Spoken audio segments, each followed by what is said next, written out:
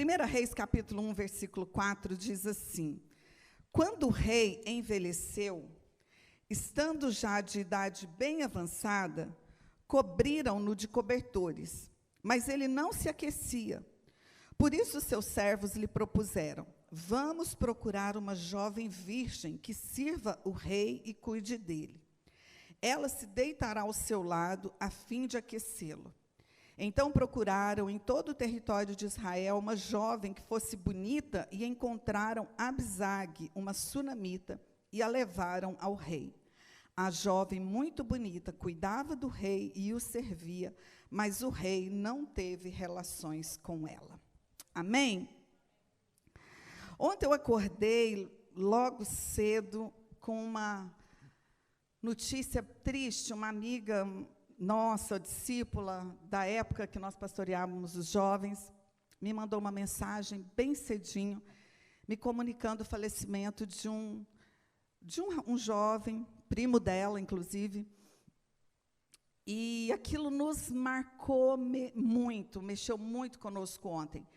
Esse jovem, ele faleceu com 36 anos agora de idade, e ele, quando nós éramos pastores de jovens, ele chegou na igreja ainda adolescente, na verdade, de pré-adolescente para adolescente ali, adolescente, quando ele chegou na igreja, e logo ele, se apaixonou, logo ele se envolveu, e ele começou a caminhar, e ele tocava guitarra no culto de adolescentes, depois, foi ali estar conosco nos jovens, e eu lembro que ele gostou tanto, e ele ficou tão assim, entusiasmado de estar na igreja, de estar envolvido, que ele vinha à tarde, e ele já entrava na igreja com aquela guitarra, e ele foi crescendo, quando ele já estava ali, nossa, hoje minha garganta está... Quando ele já estava ali com 17 para 18 anos, eu lembro que um dia o pastor José chamou ele, porque ele vinha à tarde para a igreja com aquele violão nas costas, e ele sentava ali e passava a tarde toda tocando, e um dia o José chamou ele, como um pai chama um filho mesmo, e falou: olha, estou preocupado, porque ele não tinha pai realmente, e o José falou assim: eu estou preocupado, porque eu estou te vendo aqui, fica tocando e tal, ah, pastor, eu quero ser pastor, eu quero isso, eu quero aquilo outro. E o José falou: que bom, a Bíblia diz, vê o homem diligente no seu caminho, a serviço do rei será posto. Então, seja diligente, começa a fazer algo, trabalha, ganha vidas, vai fazendo, não é só ficar sentado aqui tocando violão, faz isso, porque Deus vai, e ele, entendeu, acatou, e o tempo passou, só que, num tempo mais à frente, ele acabou se envolvendo com uma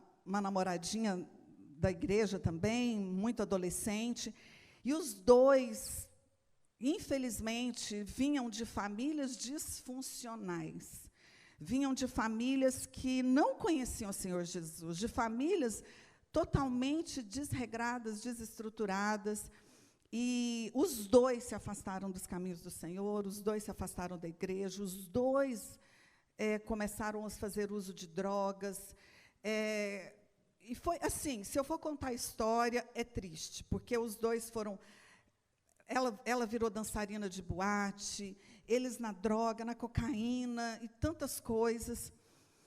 Bom, o tempo passou, e a madrugada de sábado, de sexta para sábado, ele foi encontrado dentro do banheiro, tiveram que chamar o chaveiro para arrombar a porta, ele foi encontrado ali morto, por um ataque cardíaco, provavelmente proveniente de uma overdose de cocaína. E isso, entristece muito o coração de um pastor, mas eu quero que você, pai, esta manhã entenda que, como igreja, nós temos, sim, responsabilidades. Claro, temos muitas responsabilidades com os nossos jovens, com os nossos filhos, com os adolescentes que chegam à igreja, com as famílias que chegam à igreja. Mas há uma missão da igreja. O Senhor Jesus diz: ide e pregai o evangelho a toda criatura. E o versículo seguinte diz: e quem crer e for batizado será salvo. Quem, porém, não crer será condenado. Nós podemos, em alguns momentos, fazer o papel de um pai, nós podemos, em algum momento... Eu lembro que o José mesmo era casamento da prima desse menino. O pai dela não estava nem aí para ela. No dia do casamento, ela na porta da igreja, o pai não chegou para levar. O meu irmão, pastor Mike, ia celebrar o casamento, o José foi lá no carro, buscou ela, entrou com ela no altar, levou ela para o altar. Então, nós podemos, sim, fazer papel de pai, muitas vezes, nós podemos fazer o papel, né, de um aconselhador. Inclusive, a prima dele hoje é pastora e tudo. Nós podemos fazer esse papel, mas nós não vamos substituir o papel de uma família. Nós não vamos substituir a responsabilidade familiar de cada membro da família.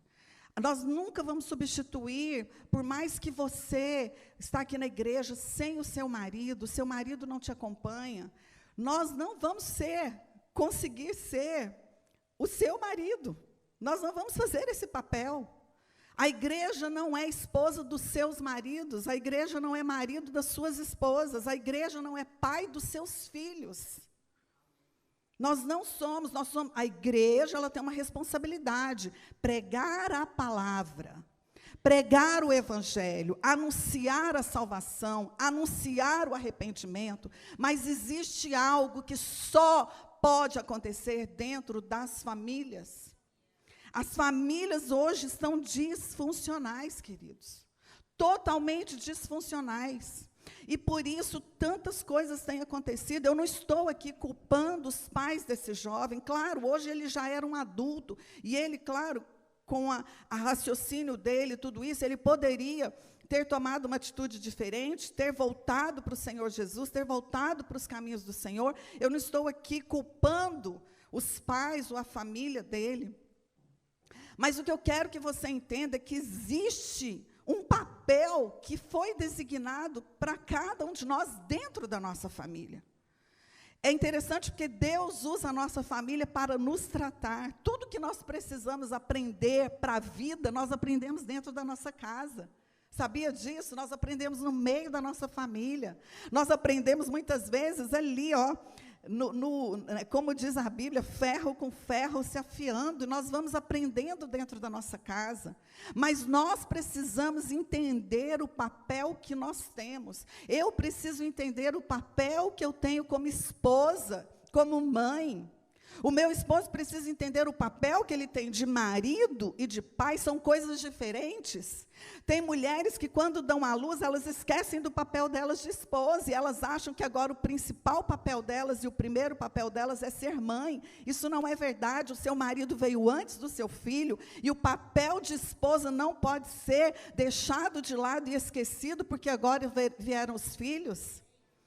Então, nós estamos vivendo uma era de famílias disfuncionais, onde o essencial está faltando nas famílias. O essencial está faltando nas famílias. E isso é triste demais. Isso é muito triste. Eu lembro que, quando nós éramos pastores de jovens, a gente fazia esse papel, sim. E eu acredito que hoje o pastor Gilberto e a pastora Luana, aqui com o Flow, com os adolescentes, eles também fazem isso. O Fábio e a Sula estão com jovens adultos ali, mas às vezes ainda faz um papelzinho de pai e de mãe também. E eu lembro que, quando nós éramos pastores de jovens, gente, até etiqueta social eu ensinava para aquele povo. Porque às vezes a gente fazia as festas, a gente fazia as reuniões, os eventos de jovens. E eu lembro uma vez, essa eu nunca me esqueci, nós fizemos uma noite havaiana, Dudu e a Débora, acho que estava por lá, e a gente fez aquela noite havaiana, aquela festa linda, e nós passamos o dia arrumando, e eram mais de 1000 jovens. E a gente fez aquela mesa de frutas, e era muita fruta, gente, era muita fruta, e a igreja tem 3.000 cadeiras. Então, do lado de cá, a gente fez uma mesa enorme com frutas, de cá outra mesa. Então, tinha as frutas picadas. Aí, por baixo das mesas, a gente deixou faca, bandeja, porque, além das frutas picadas, tinha as inteiras, tinha melancia, tinha melão inteiro, mamão inteiro, tinha os cortados, os decorados, os fatiados, os cubinhos, mas tinha os inteiros, tinha o coco, tinha tudo ali. E por baixo a gente deixou as bandejas com as facas, porque conforme eles fossem comendo, a gente ia pegar, pôr as bandejas em cima com as facas e continuar abrindo as melancias, os mamões, os melões. E quando nós demos amém, que nós encerramos o culto e a gente passou para a festa, né? Gente, não deu tempo. Quando eu desci o degrau, a mesa já tinha acabado. Gente, e a gente soube que naquela rua, 1950, a rua da Embaixada lá no Brasil, as pessoas foram descendo com a melancia aqui, o coco, o melão, e elas foram levando as frutas para casa. Aí eu falei, muito bem, agora eles vão aprender como que vai numa festa. Se o papai e a mamãe não ensinou em casa, eu vou ensinar. A próxima festa que nós fizemos para os jovens, eu falei, gente, o salgadinho é 2 no pacotinho e vai entregar na mão. E aí eu peguei e falei assim, olha, acabou a reunião, eu falei, vou ensinar uma coisa para vocês. Quando a gente... Aí eu comecei a ensinar. Qual que é a etiqueta da gente numa festa? Como que a gente se aproxima na mesa? Não tem aquela história de pegar um salgadinho em 3 aqui, escondidinho, não. Essa técnica é do pastor José, ele aprendeu. Você vai na festa, mesa de doce, você pega assim, ó, um salgadinho aqui, ó, e os 3 dedinhos você junta 3 aqui. Ele já até se escondeu aqui, tá bom? É que eu tô acabando de criar ele, né, gente? A Luana tem uma foto, você escondeu a bandeja de doce na casa dela. Escondeu, ela tem uma foto na casa dela. E eu falei, gente, quando você vai na festa, você vai lá, você pega o salgadinho, você sai da mesa, deixa o outro vir, a comida não vai acabar, o pessoal organizou. Então, eu comecei a ensinar. Então, às vezes, queridos, nós fazemos esse papel. Mas esse não é o papel da igreja. Esse é o papel da família. É na família que nós somos treinados para a vida, é na família que nós somos educados para a vida. É na família que a gente aprende a não arrotar na mesa. Aí o pior é que tem pai que faz, né? Toma coca para dar aquele arrotão. E quando o filho faz, dá bronca. Ou manda para a igreja. Esse menino está precisando ir para a igreja. Mas o pai não vem para a igreja, a mãe não vem para a igreja. Mas quer que o filho venha para a igreja. Não é o nosso papel. Nós podemos até sermos usados dessa forma em alguns momentos, mas não é o nosso papel. Queridos, esse texto que nós lemos, ele conta de algo interessante. Ele fala que Davi, já nos seus dias, né, ali, velhinho já e tudo isso, o corpo dele já não se aquecia mais, o corpo dele estava frio, o corpo dele estava gelado. E eles colocavam cobertores no corpo dele e aquilo não o aquecia mais. Então, eles propuseram fazer algo. Ele ainda era o rei. Né? E eles propuseram, então, buscar uma moça virgem, uma moça de boa aparência, mas uma moça que pudesse vir, não para ser esposa de Davi, não para deitar-se com Davi para ter relações sexuais, mas uma moça que viesse para aquecer o corpo daquele homem. Uma moça que viesse para trazer o calor humano que aquele rei estava precisando. E isso me faz lembrar, queridos, de algo, e por isso eu dei o nome na minha mensagem hoje: está faltando calor nas famílias. Está faltando calor nas famílias. Nós hoje estamos vivendo um tempo onde as famílias não estão sendo aquecidas mais. E esse não é só um problema que acontece na velhice, esse não foi um problema ali exclusivo de Davi. Claro que eu estou aqui parafraseando, é claro que o que Davi precisava era de um aquecimento aqui no corpo dele, mas vamos trazer para a nossa realidade de hoje, vamos trazer para as famílias de hoje. Hoje as famílias estão frias, cada vez mais frias. Hoje não existe mais calor dentro das famílias. As famílias não estão se aquecendo mais. E por causa disso, as pessoas elas estão cada vez mais frias, cada vez mais distantes. Não existe mais comunicação. E principalmente agora com o celular, principalmente agora com as redes sociais. Gente, sentou na mesa do restaurante, cada um já pega o celular na mão, já quer dar uma checada ali no Instagram, já quer dar uma checada no WhatsApp. E nós estamos construindo hoje famílias frias. É preciso voltar ao aquecimento das famílias. Isso tem me preocupado muito, porque o estado de frieza hoje, ele está tão ele está tão forte dentro das famílias, ele está tão forte que as pessoas elas estão esquecendo, os pais estão esquecendo de aquecer o relacionamento com os filhos, o esposo está esquecendo de aquecer o relacionamento com a esposa. E por causa disso, nós estamos vendo que as famílias estão cada vez mais afastadas.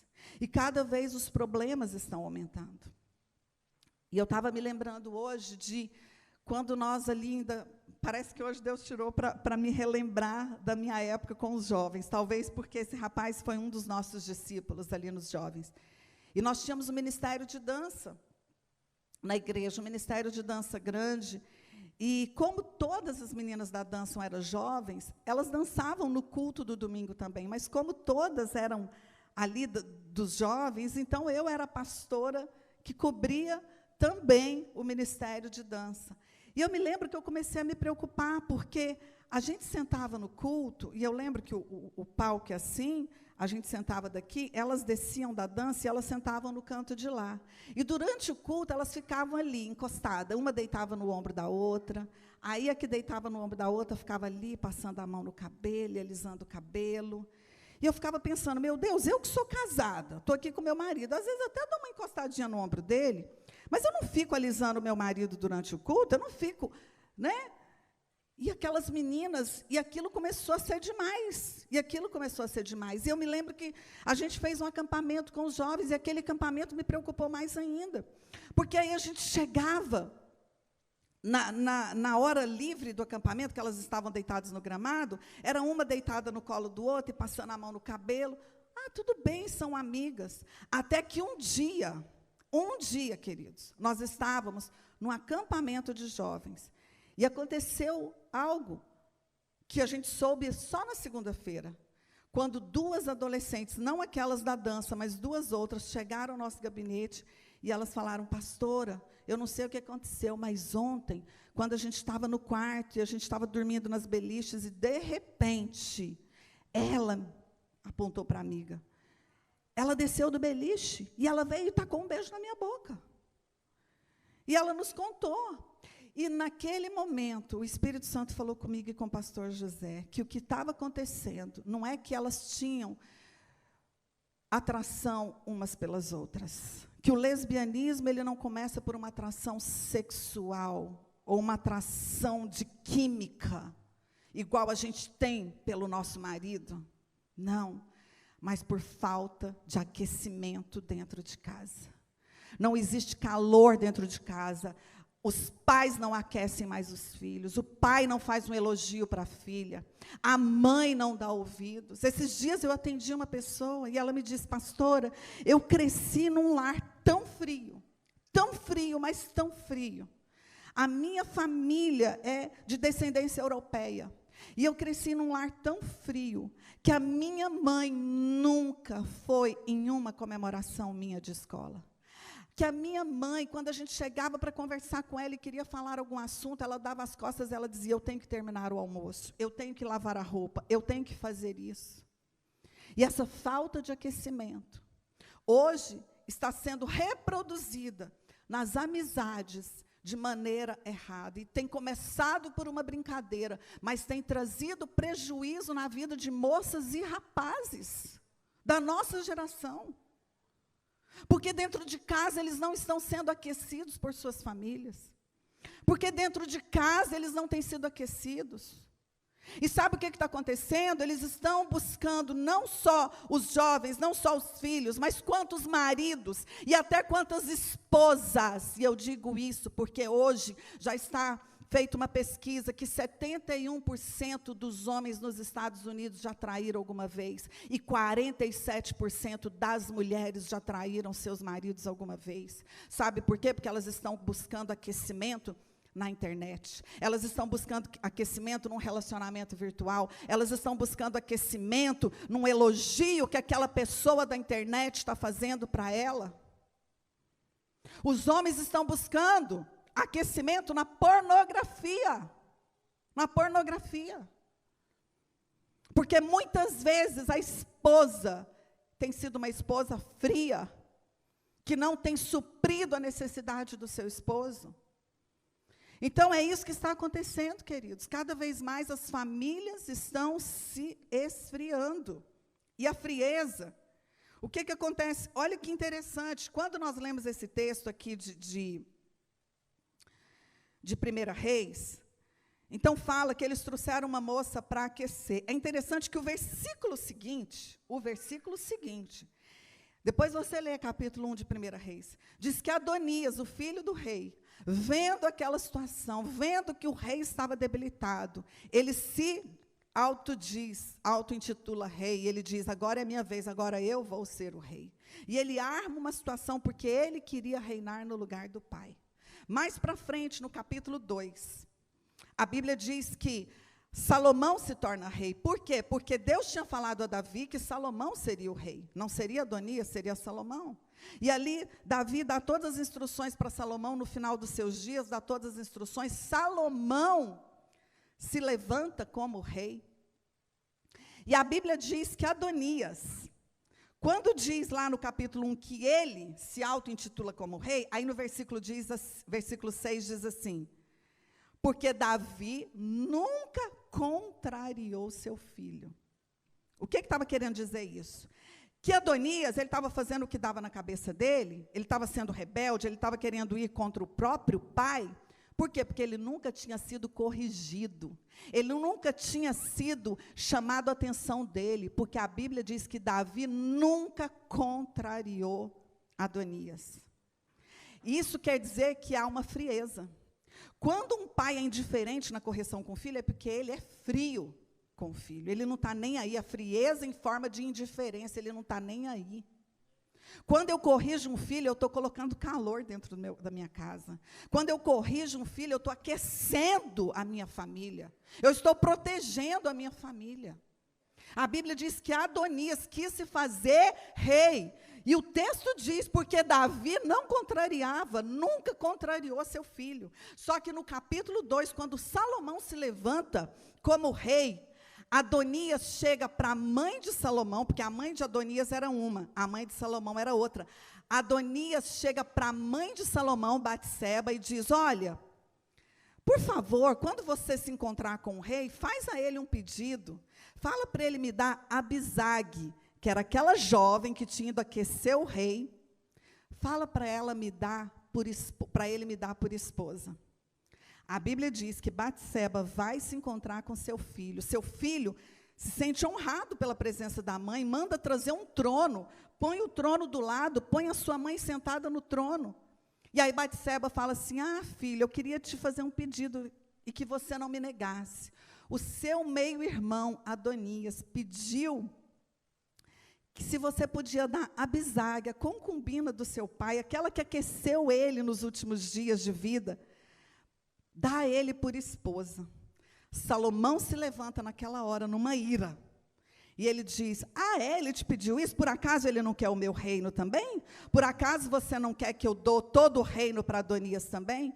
Pois hoje mesmo eu declaro que Adonias não viverá mais. E Salomão, irmão de Davi, manda matar Adonias.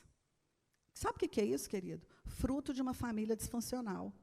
O pai era frio, indiferente, não corrigia, não contrariava o filho. O filho se levanta na rebeldia, o outro se levanta para matar o rebelde. Famílias que são frias. Por quê, querido? A indiferença, ela traz rejeição.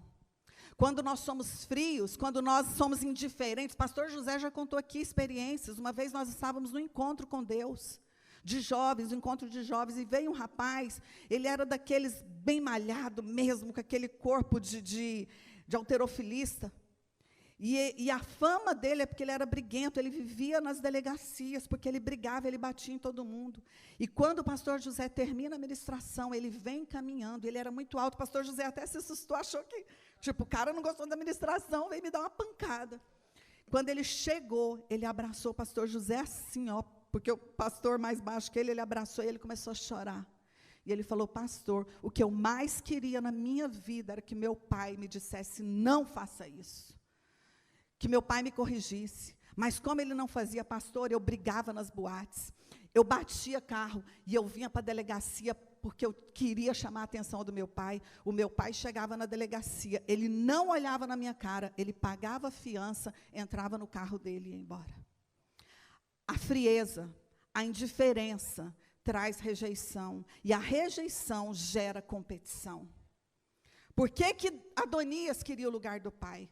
Por que que Adonias queria a esposa do pai? Por que que Salomão também se revolta? Porque como rei, tudo bem, ele podia determinar que não daria a esposa, mas ele não precisava mandar matar o irmão. Por quê? Por causa medo da competição. A frieza gera rejeição, a rejeição gera competição. Tudo fruto de uma família desestruturada. Então, queridos, hoje eu quero compartilhar com você rapidamente sobre algumas coisas essenciais que nós precisamos ter dentro da nossa família. Elementos essenciais. Nós estamos nessa série, né, as coisas essenciais. Nós precisamos resgatar aquilo que são coisas essenciais dentro da nossa casa. Isso serve para qualquer um de nós. Hoje nós estamos com o nosso ninho vazio. Os nossos filhos não estão. A nossa fase de criar filhos já passou. Mas existem coisas que são essenciais, que eu ainda preciso me lembrar disso, e que meu marido precisa se lembrar, e que nós precisamos manter na nossa casa. Uma vez eu atendi uma senhora em Balneário, 62 anos de idade. Ela chegou dentro da minha sala, e ela disse: pastor, eu estou com muita vergonha, mas eu vim aqui para confessar para você que eu preciso de ajuda. Eu estou viciada na pornografia.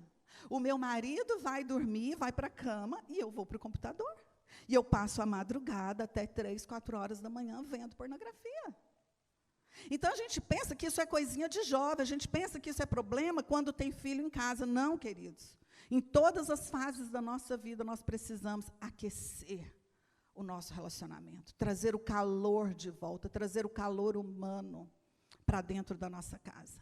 Não adianta a gente ter calor humano com aqueles lá de fora, nós precisamos ter calor dentro da nossa casa. Nós precisamos estar de olhos atentos nos nossos filhos, nós precisamos estar de olhos atentos ao nosso esposo. Nós não podemos menosprezar o inimigo que nós temos, que está fazendo de tudo para destruir as famílias. E quando os pais não destroem os demônios na vida deles e que estão reinando dentro de casa, ele está aumentando a batalha na vida dos seus filhos. Ele está multiplicando a batalha na vida dos seus filhos, da sua descendência. Então, nós precisamos nos levantar e destruir com a frieza.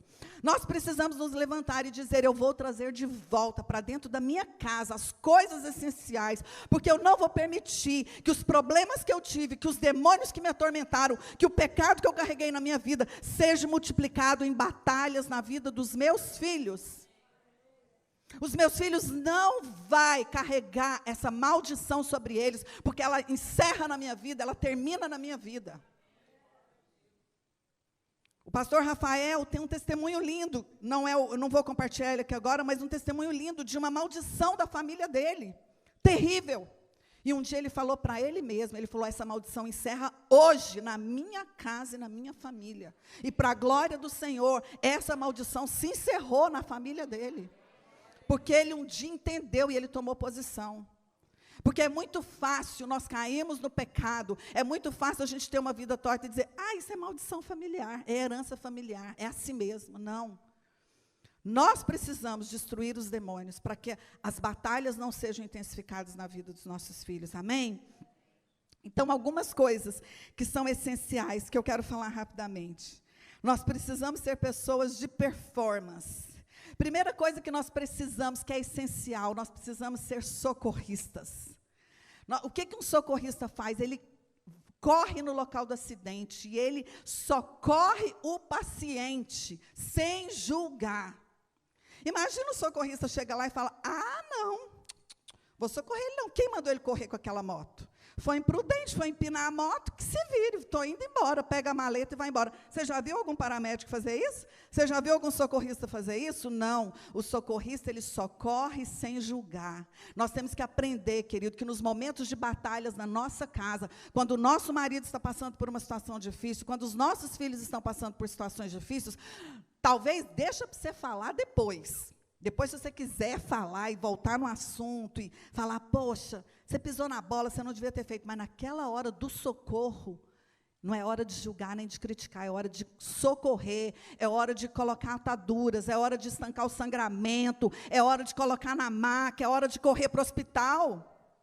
É isso que nós temos que fazer, queridos.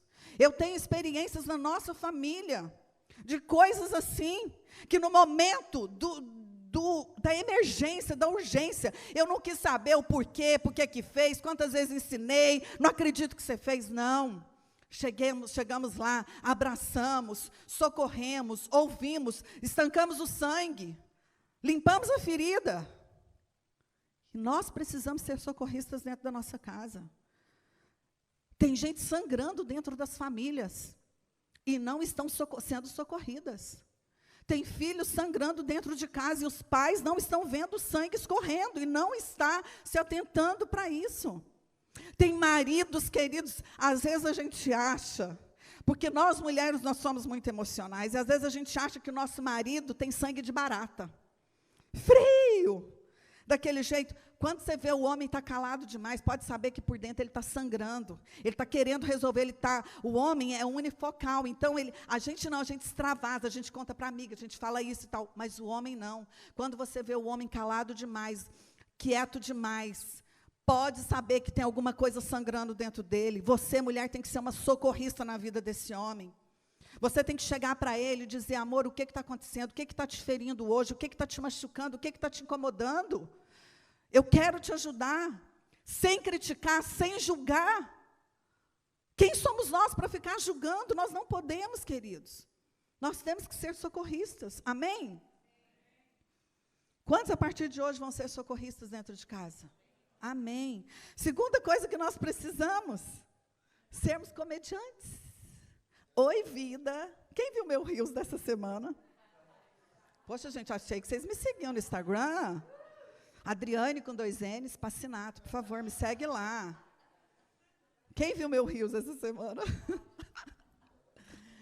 Mas sabe o que é isso? É que eu tenho um comediante dentro de casa, gente. Quem aqui já foi em circo? Quem já foi em circo? Já viu que no circo tem um momento de tensão, que é o momento do equilibrista? Gente, fica todo mundo assim, não respira. A gente fica suando frio, porque ele está lá, ele vai passar naquela corda bamba, naquela altura, no trapézio, ele vai fazer aquelas piruetas. Momento de tensão. Acaba o momento de tensão, o que acontece? Solta a música do palhaço e entra o palhaço, né? Para brincar, para trazer humor, para trazer alegria. Querido, nós precisamos trazer alegria para dentro da nossa casa. Eu, às vezes, tenho que segurar lá em casa um pouquinho, que eu acho que é alegria demais, sabe? É alegria demais.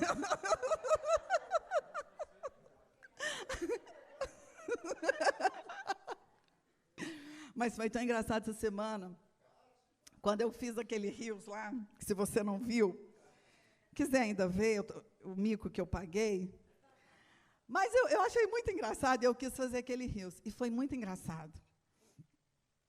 Porque uma pessoa da minha família me mandou mensagem. Adriane, manda o José tirar, porque ele compartilhou, ele repostou, né? Manda o José tirar aquele negócio do Instagram dele. Eu falei, como assim? A pessoa está me mandando mandar meu marido? Aí eu pus assim, não, fui eu mesma que fiz, kkkk. Por quê, gente? Porque não é muito da minha natureza ficar fazendo mico na internet, né? Eu não sou de ficar pagando mico assim. Mas, gente, eu fiz algum pecado? Não. Está todo mundo doido para pegar o celular e ver, né? Acho que a primeira coisa que eles vão fazer, eles não vão lembrar da palavra, não. Eles vão correr. Hã? Amanda. Olha, gente, ó minha nora. Ô, Amanda. Se odeia sua sogra, você ama sua sogra. A minha nora mandando passar no telão da igreja, gente. O que é isso? Não. Acende as luzes. Não passa, não. Bruna. Bruna, te pego. Gente, mas foi tão engraçado, porque eu não cometi um pecado.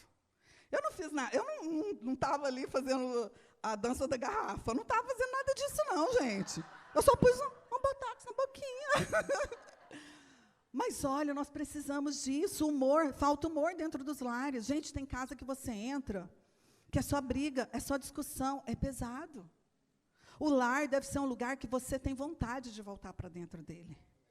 Casa é um lugar que as pessoas vão para tomar banho, comer e doida para sair. Lar não, lar era um lugar que você está na rua trabalhando, você pensa, não vejo a hora de terminar o expediente, porque eu quero voltar para o meu lar. Lar é um lugar de aconchego, lar é um lugar, sabe, não precisa nem de ligar a lareira, gente, porque o calor que tem lá dentro, de amor, de alegria, isso é um lar. Tem que ter, nós temos que rir dentro de casa, nós temos que, muitas vezes, ser comediantes dentro dos nossos lares, sim, está faltando isso nas casas. Terceira coisa, nós precisamos ser pintores. Nós temos que pintar quadros com os nossos filhos, quadros com a nossa família, com o nosso esposo, quadro dos sonhos. O que você tem projetado para a sua família? O que você está planejando? Que tipo de família você quer ter? O que vocês vão fazer nos próximos 5 anos? Nós temos que pintar quadros. Está faltando isso é essencial dentro de casa. Outra coisa que é essencial dentro da nossa casa. Precisamos ser como escultores.